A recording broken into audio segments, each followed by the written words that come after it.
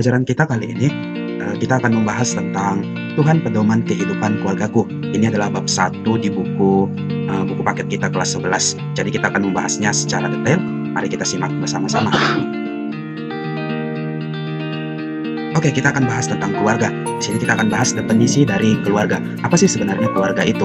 Jadi yang pertama, keluarga merupakan kelompok atau persekutuan sosial yang paling kecil di dalam masyarakat. Jadi keluarga itu adalah kelompok terkecil atau kelompok sosial terkecil di dalam masyarakat tempat kita tinggal. Lalu apalagi selanjutnya itu adalah keluarga terbentuk apabila ada ikatan darah, perkawinan ataupun adopsi. Jadi keluarga itu bisa terbentuk apabila ada ikatan darah ataupun adanya ikatan perkawinan atau pernikahan, dan juga karena adanya adopsi. Contohnya seperti mengadopsi seorang anak seperti itu. Baru selanjutnya, keluarga merupakan suatu persekutuan yang berawal dari dua orang yang berbeda jenis kelamin yang diikat dalam ikatan pernikahan. Jadi keluarga juga bisa terbentuk ketika ada dua orang yang berbeda kelamin, maksudnya perempuan dan laki-laki, mereka sepakat untuk menikah dan membentuk sebuah keluarga baru. Itu juga termasuk salah satu bentuk dari sebuah keluarga. Kita lanjut. Di sini bentuk keluarga, kita akan bahas bentuk keluarga. Yang pertama adalah keluarga inti. Keluarga inti itu terdiri dari ayah, ibu, dan anak. Jadi keluarga inti itu terbentuk karena adanya ayah, ibu, dan anak. Selanjutnya, keluarga besar. Keluarga besar ini adalah keluarga inti ditambah dengan kerabat lain yang memiliki hubungan darah dan senantiasa dipertahankan. Jadi keluarga besar ini keluarga inti atau keluarga kecil kita ditambah dengan keluarga atau saudara kita. Misalnya di sini kakek, nenek, paman, bibi, sepupu, keponakan, dan apapun yang memiliki ikatan persaudaraan dengan kita itu termasuk bagian dari keluarga besar. Oke, itu tadi bentuk dari keluarga. Sekarang kita akan bahas tentang fungsi keluarga menurut para sosiolog. Jadi sosiolog telah mendefinisikan dan membagi-bagi ternyata keluarga itu memiliki fungsi di dalam masyarakat atau di dalam keluarga itu sendiri. Yang pertama itu adalah fungsi biologis. Apa sih fungsi biologis ini? Jadi fungsi biologis itu adalah lebih berkaitan dengan pemenuhan yang bersifat biologis. Misalnya makan untuk memenuhi kebutuhan gizi, serta memelihara dan merawat anggota keluarga secara fisik. Jadi ini lebih tentang kebutuhan makan dan merawat anak di dalam keluarga. Itu salah satu fungsi dari keluarga. Selanjutnya adalah fungsi keluarga kedua, yaitu fungsi sosialisasi. Fungsi sosialisasi ini lebih berkaitan atau lebih berhubungan dengan pembentukan kepribadian anak.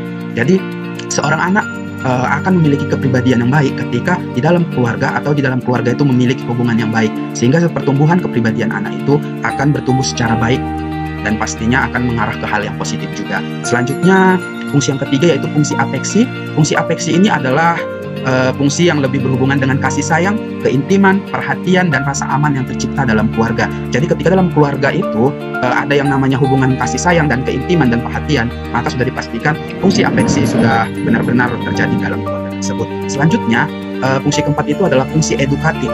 Ini fungsi edukatif lebih berkaitan dengan pendidikan anak dan menyekolahkan anak. Jadi dalam keluarga, orang tua itu juga memiliki peran untuk mendidik anak itu dan menyekolahkan mereka, karena si anak adalah tanggung jawab keluarga dan mereka juga butuh yang namanya edukasi atau pendidikan. Selanjutnya, fungsi yang kelima adalah fungsi religius. Fungsi religius ini lebih mendorong anggota keluarga menjadi insan-insan agama yang penuh ketakwaan kepada Tuhan Yang Maha Esa. Ini lebih bagaimana orang tua itu dari kecil sudah mengajari anaknya tentang Tuhan. Contoh hal kecilnya seperti mengajak anak pergi ke sekolah minggu, atau ketika makan sudah mengajari anak untuk berdoa makan, atau ketika tidur si anak udah bisa menceritakan dongeng-dongeng yang berkaitan tentang tokoh-tokoh Alkitab, sehingga si anak pertumbuhannya memiliki ingatan atau lebih familiar yang namanya tentang Alkitab dan tokoh-tokoh yang ada di Alkitab dan pastinya tentang Tuhan. Selanjutnya, fungsi yang keenam itu adalah fungsi protektif.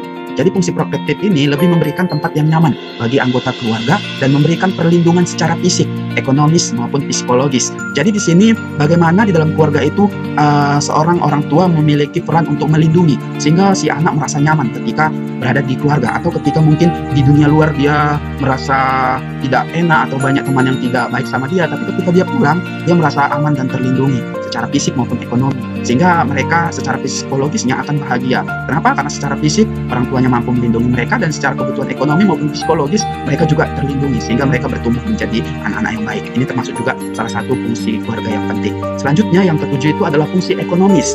Fungsi ekonomis ini lebih berkaitan dengan bagaimana orang tua itu untuk mencari sumber-sumber penghasilan untuk memenuhi kebutuhan keluarga.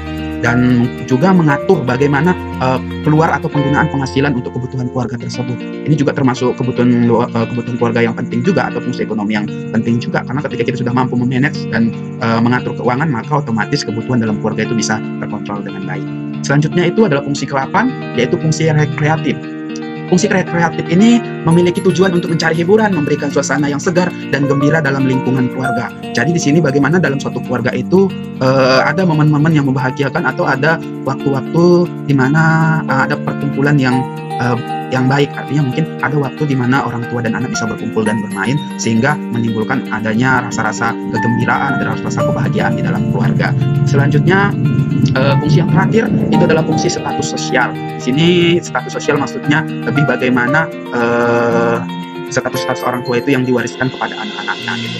Jadi mungkin kalau lebih contoh simpelnya, ya contohnya kalau ketika si orang tua dia memiliki marga, maka anaknya juga ikut marga orang tuanya, dan apapun yang dilakukan orang tuanya, baik sifat mau apapun, pasti juga akan diturunkan ke anaknya. Jadi di sini juga bagaimana si orang tua harus berperilaku baik dan sifat yang baik, sehingga anaknya juga bisa mencontoh sifat-sifat yang baik itu juga. Nah, ini termasuk fungsi keluarga menurut para sosiolog.